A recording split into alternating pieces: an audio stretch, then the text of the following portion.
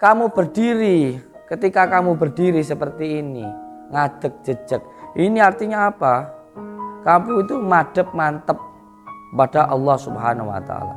Kamu menerima hidupmu. Kamu tidak goyah, tidak uwah. Ini loh huruf alif. Tanpa uwah, tanpa ngadeg. Nah, ketika dia berdiri, ngadeg mantep marang Gusti seperti ini, dia siap untuk menjalani hidupnya. Hidupnya dia mantap kepada Allah Subhanahu wa taala, bukan kepada manusia. Jadi dia berbuat baik, nunduk, sopan sama orang itu bukan untuk mengharapkan kebaikan dari orang. Tapi ketika rukuk seperti ini dia kembali lagi kepada Allah. Aku berbuat baik kepada manusia untuk mencari ridha Allah Subhanahu wa taala, bukan kepada manusia.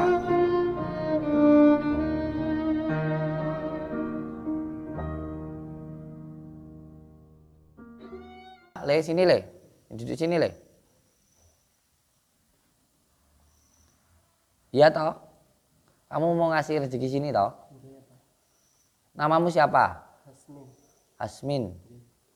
Kamu pengen mengenal Tuhanmu toh? Kalau kamu pengen mengenal Tuhanmu, kamu harus mengenal dirimu dulu. Sebelum kamu mengenal dirimu dulu, kenali dulu. Sudah kamu tidak usah keluar kamu. Kenali dulu nabimu. Jadi kalau kamu pengen tahu siapa sejatinya dirimu, kamu harus mengenali dulu siapa nabimu. Dari mengenal nabimu kamu akan tahu bahwa perjalanan untuk bisa mengenal dirimu, untuk bisa mengetahui sangkan parane dumadi itu harus memahami 5 hal. Yang pertama, kamu harus membaca syahadat. Itu adalah tentang dat dan juga sifat. Dat dan juga sifat. Dat itu asyhadu alla ilaha illallah. Sifat itu wa asyhadu anna Muhammadar Rasulullah. Sifat-sifat Allah itu yaitu baginda Rasulullah. Sifatnya baginda Rasulullah penuh kasih dan sayang, jujur, amanah, fatona, tablik tuh. Maka kamu juga harus mengenal itu. Kamu harus menjalankan itu ya, belajar untuk menjadi orang yang tablik, amanah, fatona. Yang bisa nanti akhirnya al-amin, bisa dipercaya dari situ. Maka kamu kalau ingin mengenal nabimu, ya maka kamu harus membaca, memahami, mengkaji dan mengaji Al-Qur'an. Ya, mengaji Al-Qur'an. Di sini mengaji Al-Qur'an, ya. Jadi kalau kamu pengen mengenal siapa nabimu, maka kamu harus mengaji. Enggak akan bisa kamu kalau enggak. Kamu bagaimana mau mengkaji wong kamu aja enggak ngerti. Jadi kalau kamu ngerti, kamu harus ngaji. Ngajiku ben ngerti. Karena apa? Ngaji itu adalah ilmu. Ilmu adalah cahaya. Cahaya itu adalah jalan. Jalan menuju ridhonya Allah Subhanahu wa taala. Jadi kamu harus ngaji dulu biar kamu ngerti. Kamu nggak akan ngerti kalau kamu nggak ngaji. Ngaji ya, ngaji Al-Qur'an. Nah, dan kamu juga yang kedua kalinya setelah kamu sholat, yang pertama setelah kamu baca syahadat, kamu harus sholat. Kamu harus sholat. Sholat itu bagaimana? Lihat gerakannya. Jangan hanya bergerak-bergerak saja. Kamu bergerak gak aturan kayak goyang. Lihat ini. Kamu berdiri. Ketika kamu berdiri seperti ini. Ngadeg jejeg. Ini artinya apa? Kamu itu madep mantep pada Allah Subhanahu wa taala. Kamu menerima hidupmu. Kamu tidak goyah. Tidak uwah. Ini loh huruf alif. Tanpa uwah, tanpa ngadeg. Kamu sudah siap dengan hidupmu. Kamu menerima hidupmu, menerima pemberian Allah Subhanahu wa taala. Ini kamu bisa berdiri karena didirikan oleh Allah. Kamu bisa melihat karena dilihatkan oleh Allah. Kamu bisa berjalan karena dijalankan oleh Allah. Kamu bisa berbicara karena dibicarakan oleh Allah. Kamu bisa memegang karena kamu dipegangkan oleh Allah. Kamu ada karena diadakan oleh Allah. Kamu bisa bergerak karena digerakkan oleh Allah Subhanahu wa taala. Ini fungsinya, gunanya ketika kamu berdiri, ketika kamu sholat. Berdirinya tegak seperti ini. Jangan melehoi. Nanti hidupmu melehoi. Berdiri seperti ini. Hidup kamu tegak, tegak lurus seperti huruf alif. Ini adalah dat. Dat. Alif itu dat. Allah. Dat sifat asma af'al. Dat itu apa? Dat itu adalah Allah yang maha hidup dan menghidupkan kita. Allah itu maha hidup. Kita ini tidak hidup. Yang hidup itu Allah. Kita hidup ini karena dihidupkan. Yang tahu Allah hanya Allah. Dan kalau pengen tahu Allah harus lewat baginda Rasulullah. Kalau kamu pengen tahu baginda Rasul, kamu harus ngaji. Karena kamu mau mengkaji dirimu sendiri. Karena kalau pengen tahu Allah harus tahu dirimu dulu. Nah, setelah kamu berdiri seperti ini, yang artinya adalah tegak, madep, mantep, tanpa uah, tanpa goyah. Yang kedua, kamu ruku dengan Allah, dengan kemantepan, dengan kuasa Allah, dengan iradatnya Allah, dengan izin Allah. Allahu Akbar. Ruku. Ruku. Ruku itu apa? Rukun. Merukunkan, menyamakan, menyatukan antara pikiran, omongan, hatinya dan pusarnya menjadi satu. Enggak boleh begini. Enggak boleh juga begini, cuman begini. Harus benar-benar begini. Ini atasnya ini harus lurus. Rukun, merukunkan. Awakmu kudu rukun karo tanggamu, karo kancamu, bahkan dengan dirimu sendiri. Kamu harus rukun dulu dengan dirimu sendiri. Kamu yang pertama harus rukun dulu dengan dirimu sendiri. Pertama, kamu juga harus rukun dengan saudara batinmu. Kamu harus bisa merukunkan atau kamu harus bisa mengalahkan keempat saudara batinmu, yaitu lawamah, supiyah, amarah, dan mutmainah. Bagaimana kamu bisa mengendalikan kalau kamu belum bisa mengalahkan? Maka kamu harus bisa mengalahkan sedulur batinmu, yaitu di bagian pusarnya. Makanya untuk bisa mengalahkan saudara batinmu yang dari pusarmu ini, pusar itu artinya adalah perut. Berarti makanmu harus benar-benar dijaga. Jangan sampai kemasukan makanan haram, itu yang pertama. Yang kedua, mengurangi makan, mengurangi kesenangan. Apapun kesenanganmu yang bersifat dunia, harta, wanita, tahta, semua kesenangan mata, kesenangan telinga, kesenangan hidung, kesenangan mulut, kesenangan tangan, bahkan kesenangan yang di bawah perut, ini dikurangi. Itu kalau mau mengalahkan sedulur batinmu. Dikalahkan dulu, baru setelah dikalahkan baru bisa dikendali. Bagaimana kamu punya sapi, kamu bisa mengendalikan sapi itu. Kamu itu hidup bagaikan ditarik 4 kuda, lawamah, supiyah, amarah, dan mutmainah. Kamu nggak akan mungkin bisa untuk mengendalikan kuda-kuda yang menarik dirimu. Jisimmu ini adalah andongnya, dan dirimu itu adalah batinnya, sukmanya, nyawanya itu, susirnya itu.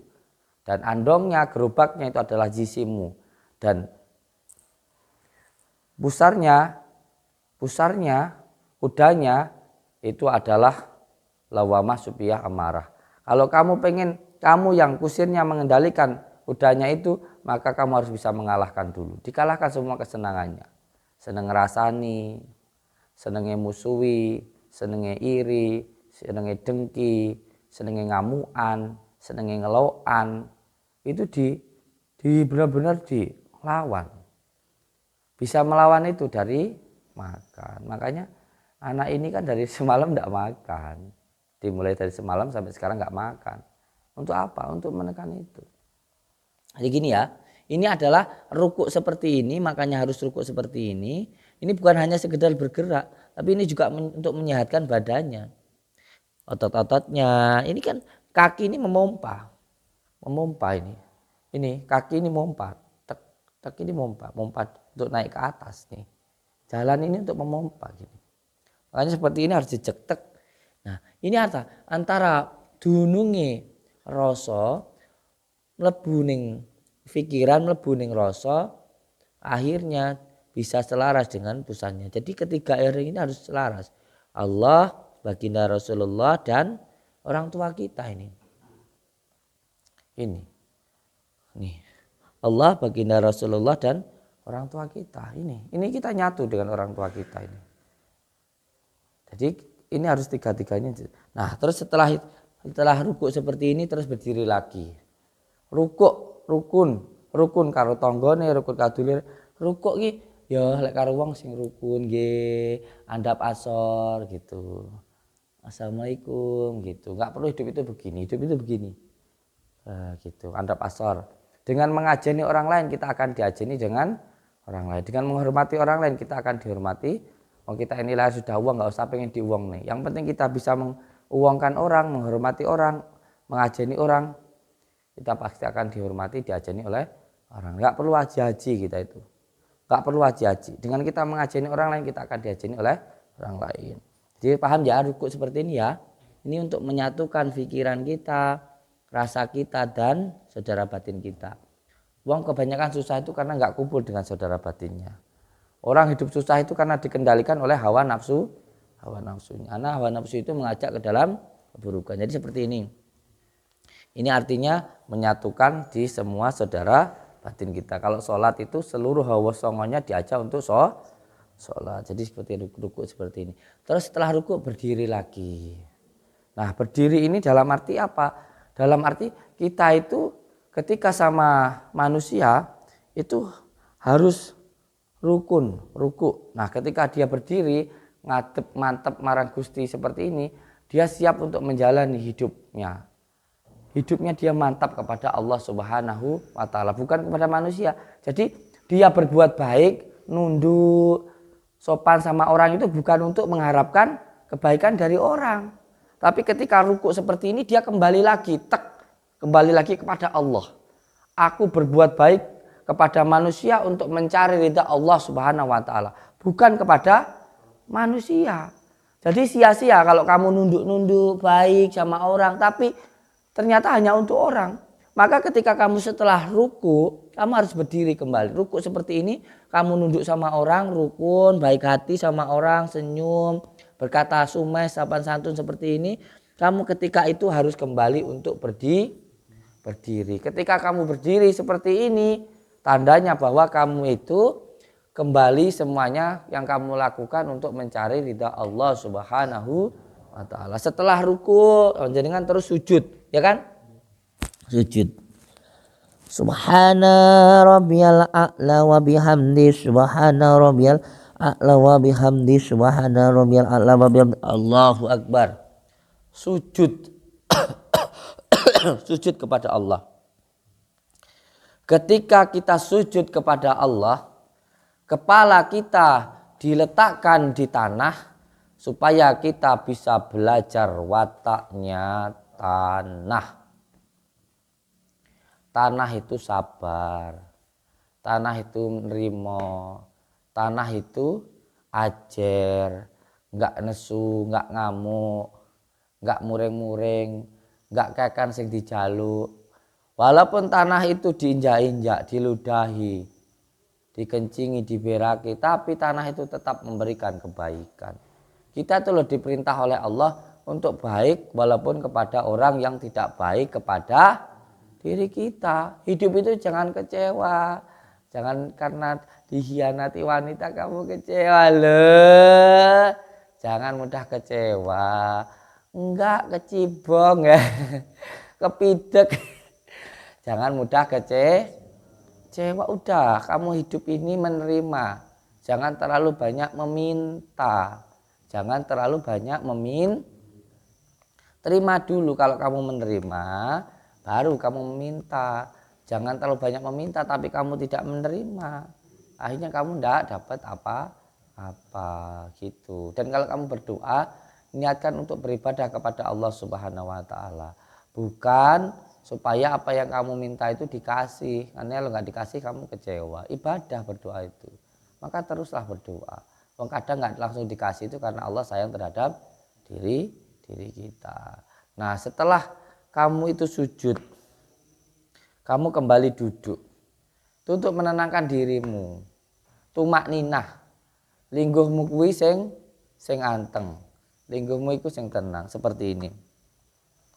Nah, kalau kamu duduk, kamu berarti kudu iso nglenggah nih. Kamu kudu iso nempat nih. Kamu harus bisa menempatkan dirimu di mana kamu berada di situ. Kalau kamu didudukkan sebagai orang tua, jadilah orang tua yang baik. Kalau kamu dijadikan sebagai anak, kamu juga harus menjadi anak yang baik. Jangan mentang-mentang kamu jadi juragan, lalu kamu memerintah karyawanmu. Ketika kamu di rumah, kamu merintah-perintah ibumu, itu nggak benar. Boleh kamu di kerjaan jadi juragan, merintah-perintah anak buahmu, tapi kamu di rumah ya harus jadi anak. Kamu harus takdim, sami'na wa ata'na, menghormati, menyayangi orang tuamu. Bisa kamu kalau di pekerjaan, kamu mungkin ada karyawan yang salah, kamu kasih tahu, boleh. Tapi kalau sama orang tua, jangan sekali-kali berusaha untuk menasihati atau merasa diri paling benar. Tidak boleh. Karena kamu bisa bicara pun karena diajarkan ngomong sama orang. Nah, menasihati orang tua itu pun juga menurut saya tidak begitu baik, ngandani kayak gitu. Orang tua itu udah banyak ngertinya kok. Mending kalau kamu itu mau ngasih aja. nggak penting nasihatin gini-gini wis. Penting orang tua itu mbok sayangi. Kalau memang salah, lebih baik difikirkan dulu, dirasakan dulu salahnya itu apa. Jangan langsung mbok omong ini. Salah kamu itu loh, sok keminter dengan orang tua itu nggak bagus. Orang tua itu nggak demen mbok kandani. Wis toh, mbok sayangi, mbok hormati, mbok kasih itu aja. Ya, setelah kamu duduk, sujud lagi.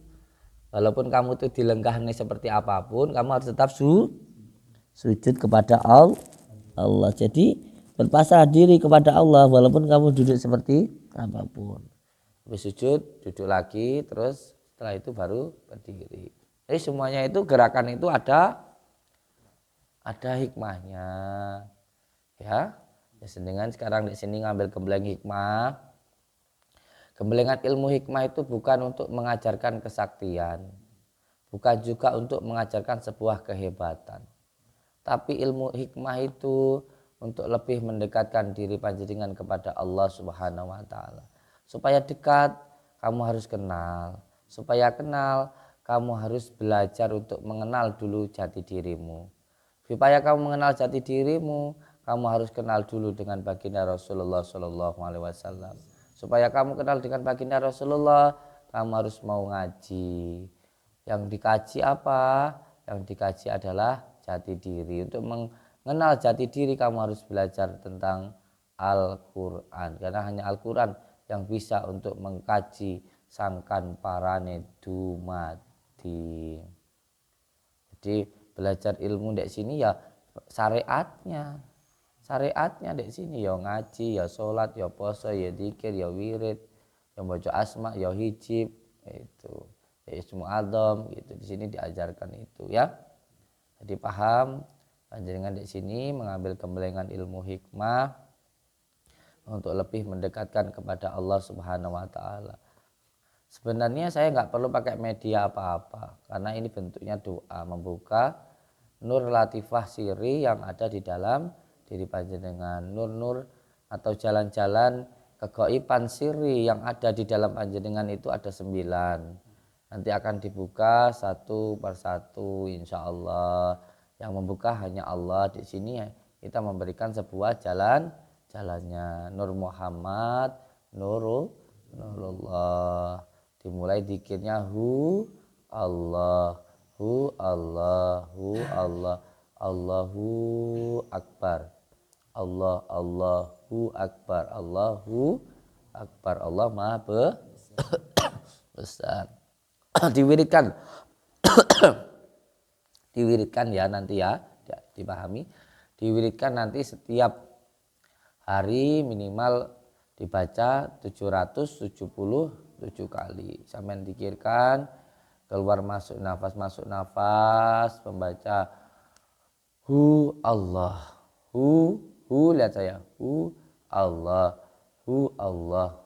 Ini hanya untuk beliau ya, yang saya ajarkan di sini.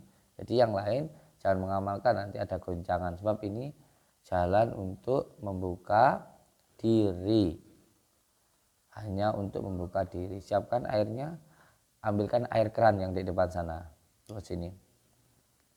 Gak perlu apa-apa gitu.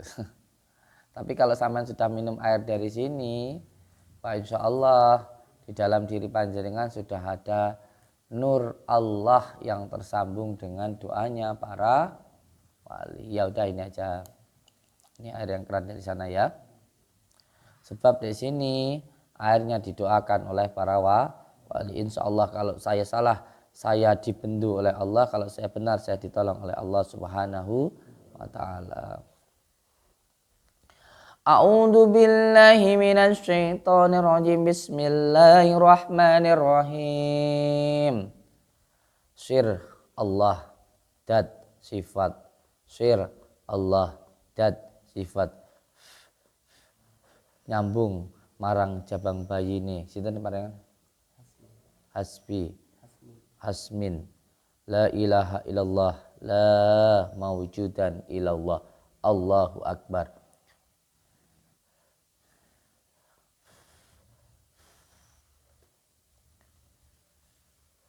Bismillahirrahmanirrahim. Sir Allah, sirullah, ikut saya.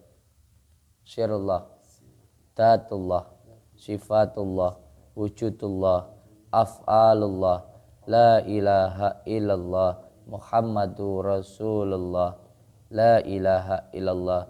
Manjing-manjing saka kersane Gusti Allah, merga kalimat la ilaha illallah, Muhammadur Rasulullah. Bismillahirrahmanirrahim. Duh Gusti Allah, kula nyuwun dumateng panjenengan ya Allah, berikanlah saya ilmu gaib yang positif untuk diri saya, keluarga, agama dan negara. Sir Allah, datullah, sifatullah, wujud Allah, la ilaha illallah, Allah, Allah, Allah, Allah, Muhammadur Rasulullah. Allahu Akbar, Allah Maha Besar. Coba sama lihat dulu airnya dari situ. Dilihat di sini. Jangan berkedip.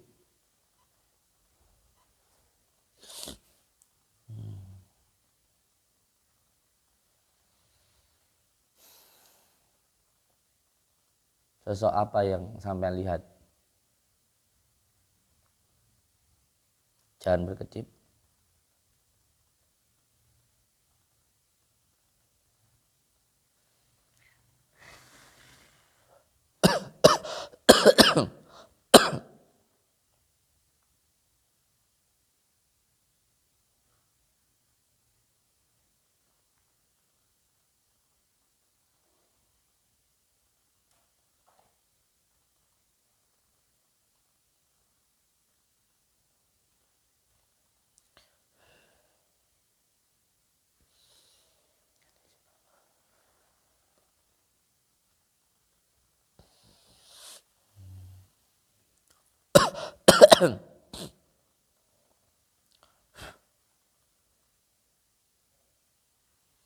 Assalamualaikum warahmatullahi wabarakatuh.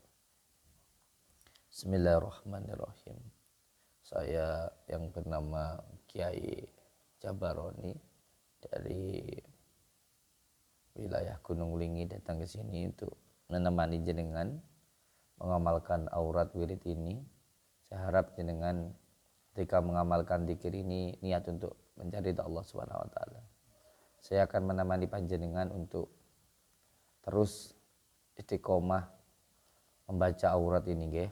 Sir Allah, dat kuat, jat kuat, kuat saka kersane Gusti Allah. Kuat, kuat, kuat saka kersane Gusti Allah. Sir, dat kuat saka kersane Gusti Allah. Sir, dat kuat saking kersane Gusti Allah. Allahu Akbar. Itu kuncinya untuk dirimu ya. Sir, dat kuat hanya untuk dirimu. Yang lainnya jangan. Sir, dat kuat saka kersane Gusti Allah, wujud Allah, la ilaha illallah, Muhammad Rasulullah. Sir, dat kuat saka kersane Gusti Allah, mergo kalimat la ilaha illallah, Muhammadur Rasulullah.